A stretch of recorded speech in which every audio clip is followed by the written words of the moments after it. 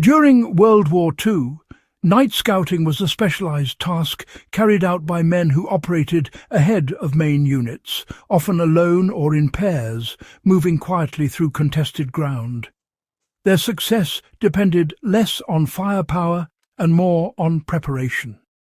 Standard issue packs were too bulky, too noisy, and too slow to access in darkness.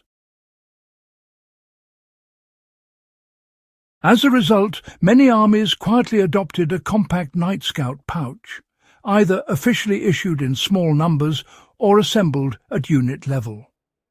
This pouch rarely appears in field manuals because its contents were adjusted to mission demands and often remained unofficial. Yet it represented one of the most refined examples of wartime load discipline.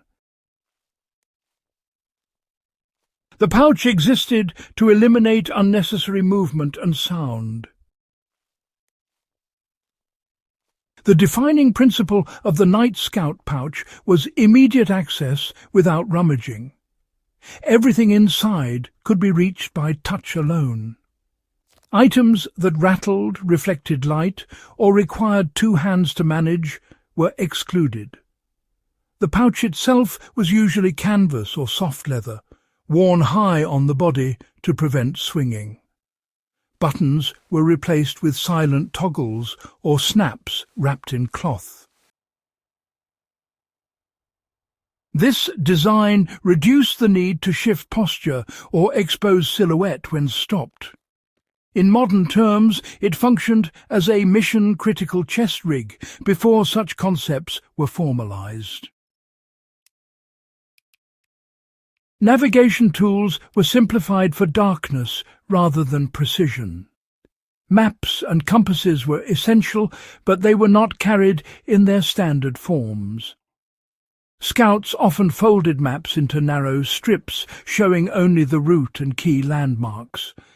These were sometimes treated with wax or oil to stiffen them and resist moisture. Compasses were small, luminous and shielded. Rather than glowing openly, they were often cupped in the hand to prevent light spill. Some scouts scratched tactile marks into compass cases to confirm orientation by feel. So, applying this today means, well, reducing navigation tools to just what's really needed for the route, not the entire area. And also, modifying them for low-light handling. Signaling items, they actually prioritize control over visibility. Night Scouts needed to signal, but without being seen by the enemy, of course. Small signal mirrors? They were pretty much useless at night. Instead, pouches carried things like covered torches, slit lens flashlights, or shielded lamps that emitted these narrow beams. Coloured filters, often red or green, were quite common, mainly because they preserved night vision and reduced detection range.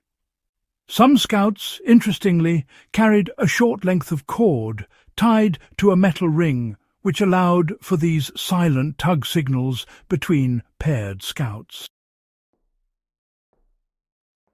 Well, for modern field use, controlled signalling is actually more valuable than just sheer brightness. Directional light and, prearranged tactile signals still remain quite effective. One function of the Night Scout pouch that's often overlooked was marking cleared paths, obstacles, or even enemy positions. Chalk, small strips of cloth, or bent wire markers were used to leave signs that could be recognized later, but were pretty much invisible in the dark. These markers were temporary and honestly easily removed, which prevented the enemy from learning the routes. Chalk marks, for example, were often placed low to the ground and were only visible if someone specifically searched for them. So this technique actually translates quite well to modern navigation and search tasks, where temporary and low-profile marking is needed. The pouch, well, it wasn't really a survival kit in the modern sense. It carried only what addressed the most likely failures. Usually a small compress bandage or maybe a packet of sulfur powder was common. These were meant to stop bleeding just long enough to withdraw.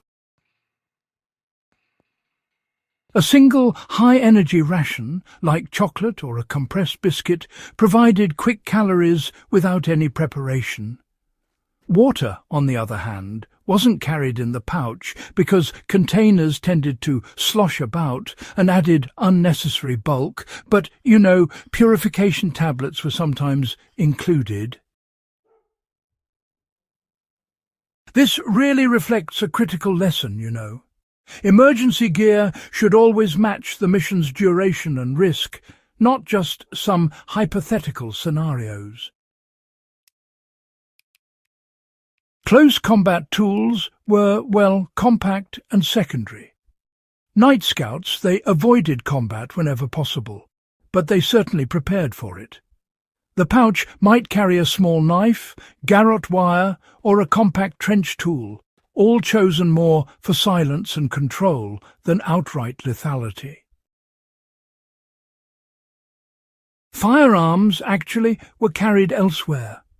The pouch supported escape and survival, not engagement. It's a distinction that's perhaps often missed in modern loadouts, which tend to overemphasize weapons. The lesson here is, role clarity. Equipment should serve the mission, not just personal reassurance. The pouch layout was memorized through repetition. Scouts rehearsed accessing pouch contents in total darkness. Items were placed in fixed positions and never rearranged casually. Over time, muscle memory replaced sight. Some units required scouts to practice retrieving items blindfolded. This training reduced hesitation under stress and prevented noise caused by fumbling. For practical application today, consistent layout and repetition matter more than just adding more tools. Many armies avoided formalizing the pouch because, it varied by terrain, doctrine, and individual preference. What worked in European forests differed from desert or jungle environments.